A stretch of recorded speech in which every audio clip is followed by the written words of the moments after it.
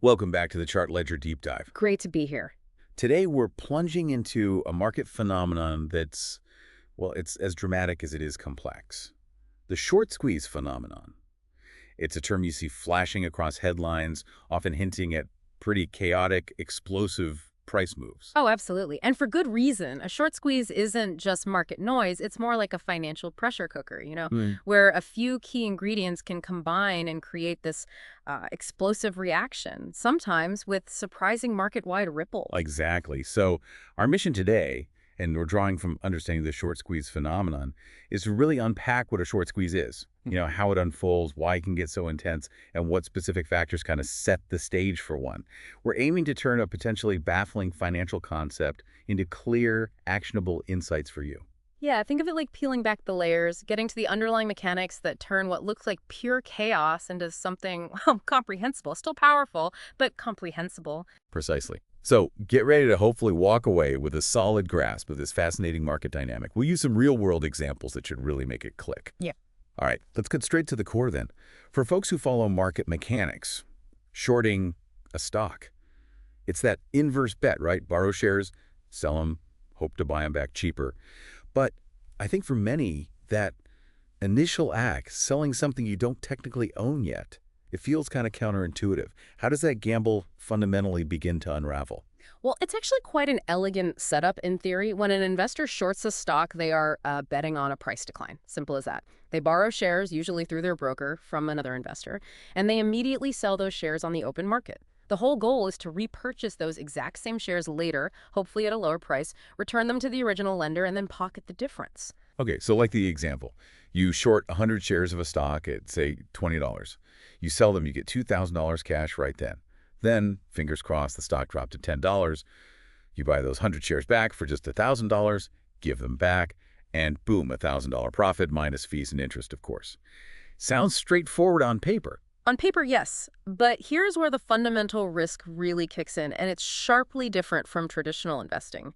See, when you buy a stock, your maximum loss is capped, right? It's what you initially invested. If the stock goes to zero, that's your limit.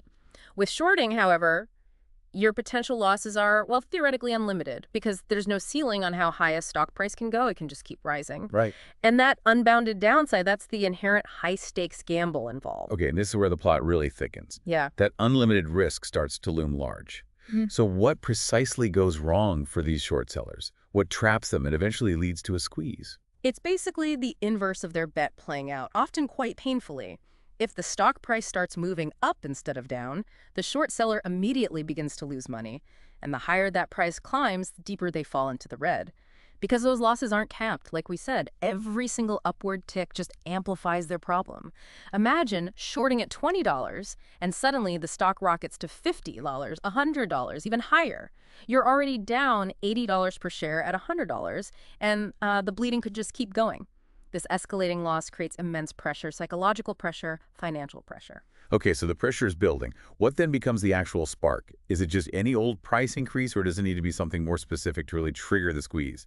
Yeah, it's rarely just any increase. It's typically a sharp, often unexpected upward move in the stock's price, a real jolt. Now, this jolt can come from, genuine positive news, maybe a surprise earnings beat, a breakthrough product, something fundamental. Or, as we've seen more recently, it can come from less fundamental drivers, things like a coordinated social media pump, where lots of people decide to buy at once, or just a sudden surge in retail buying interest. Any sudden significant buying volume can basically light the fuse, and that sudden surge, it sends this wave of panic through the short selling community. They're watching their losses just accelerate dramatically. In finance, panic and mounting losses usually trigger a pretty swift, sometimes involuntary, reaction. What's this covering process the source material talks about? How does that scramble to get out paradoxically make things even worse? Right. So as the losses pile up, short sellers might face margin calls from their brokers, basically demands for more cash to cover the mounting losses. Or they might just decide, I can't take this anymore, I need to cut my losses. To do that, they have only one option: They have to buy back the shares they initially borrowed and sold. This act of buying, which they're now essentially forced into, creates even more buying pressure in the market. All these shorts trying to buy at the same time. This extra demand pushes the stock price up even faster. And that, in turn, forces more short sellers to hit the panic button and buy to cover their position. Oh, okay. Which pushes the price higher still. It becomes this vicious cycle, this self-reinforcing loop. That's the very essence of the squeeze. They're squeezed out of their positions by the rising price they bet against. Wow. Okay, so how does this all look in the real world? When we talk short squeezes, one name just jumps out immediately, right? Yeah. GameStop, GME, January 2021. That was a truly wild ride, wasn't it? Oh, it was absolutely unprecedented. A perfect, almost extreme illustration of a short squeeze in action playing out on a massive scale. Before it all blew up, GameStop, the brick-and-mortar video game store, was heavily, heavily shorted. A lot of big institutional investors, hedge funds, held huge short positions. They were fundamentally betting that the company was just, on an irreversible decline in the digital age. Right. And the immediate catalyst, what really set this specific squeeze off, wasn't just a standard earnings report or some corporate news. It was this massive waves of collective action, largely from individual retail investors, particularly that Wall Street Bets community on Reddit. They just started buying aggressively together. It was fascinating social momentum translating directly into market force. Exactly. That surge in buying coming from thousands, maybe millions of individuals, created this immense upward pressure on the price. And as the price started to climb, those short sellers, the ones who'd staked enormous amounts betting against GameStop, they found themselves in that exact trap you just described. Their losses weren't theoretical anymore. They were escalating dramatically, minute by minute, hour by hour. And the chain reaction that followed. The speed and the scale were just astonishing. Yeah, the buying surge forced those short sellers to cover their positions. They had to buy back shares almost regardless of the price just to stop the bleeding and close out. And this forced buying, it acted like pouring gasoline on a fire. It dramatically fueled the squeeze. It sent GME's price from around, $20 a share up to over $400 in just a matter of days. It was unbelievable. It wiped out billions in losses for some very large hedge funds. It just starkly demonstrated the raw power of this short squeeze mechanic. If you connect it back, you can really see all the pieces we talked about. Extremely high short interest to start, then that sudden catalyst from retail buying, and finally the unstoppable force of forced covering, all culminating in a textbook, albeit supersized example. Okay, so beyond these really dramatic specific events like GameStop, what underlying characteristics or factors make a stock, just in general, more susceptible to a short squeeze? Are there sort of key signals investors might look for? There absolutely are. Yeah, the source material highlights a few critical factors. Each one kind of acts like a necessary ingredient in that financial pressure cooker we mentioned. First, and maybe the most crucial one, is high short interest. This isn't just some dry statistic. Think of it like a tightly coiled spring. It means a large percentage of the stock's float is held by short sellers. So you've got this huge pool of potential buyers just sitting there, people who must eventually buy back shares if the price starts to rise significantly against them. The higher that short interest percentage, the more explosive the potential release when or if that spring unwinds. It represents massive latent demand. Got it. So the more people betting against it, paradoxically, the more fuel there is if the bet goes wrong. Precisely. Okay, next factor, low float. Float, right? Yeah, the float just refers to the number of shares that are actually available for the public to trade easily, not held by insiders or institutions long term. When there's a smaller number of these freely traded shares out there, a low float, the stock's price becomes much more sensitive, more susceptible to rapid movements, even with relatively modest buying volume.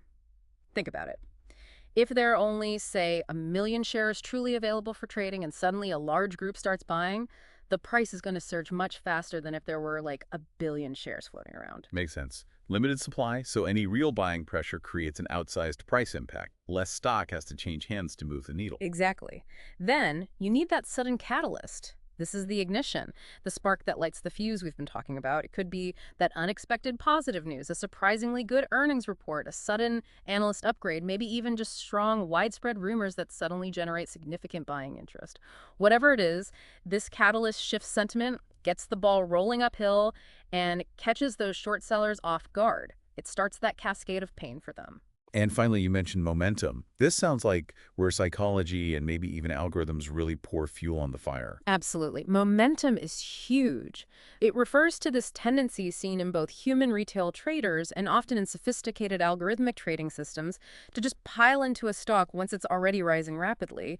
They see a stock in a clear, strong uptrend, maybe breaking key levels, and it attracts more buyers. FOMO kicks in, fear of missing out, Right. which in turn just amplifies the buying pressure exponentially. It creates this powerful positive feedback loop that can seriously accelerate the squeeze, pushing the price even higher, even faster, as everyone tries to jump on the moving train. So putting it all together, this deep dive really shows us that a short squeeze is, yeah, like a chain reaction. It's a fascinating interplay between specific market mechanics and, frankly, deeply human behavior under intense pressure. It really is. It kicks off when rising prices trap those short sellers. They bet wrong. And then, in their often desperate effort to limit these mounting losses, they're forced to buy back shares, which paradoxically just fuels further upward movement. It's that self-reinforcing loop where the very act of trying to escape just intensifies the trap. Now, it's important to note, while these events can lead to truly explosive price spikes, like we saw with GME, they typically don't last forever. Often, they're quite short-lived. Eventually, the short covering pressure subsides, the momentum fades, and the stock's price tends to gravitate back towards levels more aligned with its underlying fundamental value, whatever that may be. And there you have it. So in this deep dive, hopefully you've just gained a much clearer, concise understanding of one of the most talked about and often misunderstood market phenomena. All drawn from the source material. We broke down what shorting actually is, what can go wrong for the shorts, what typically triggers a squeeze. We looked at that unforgettable GameStop example and identified those key factors: high short interest, low float, catalyst, momentum that make a stock potentially squeeze prone. Yeah, and I think a short squeeze just vividly demonstrates these powerful, sometimes really unexpected interactions between different players in the market. It really shows how information or even just sheer social momentum, as we definitely saw with GameStop, can dramatically impact prices, sometimes completely overriding traditional valuation metrics, at least for a period. Building right on that thought, especially considering that social media pump aspect we discussed with GameStop.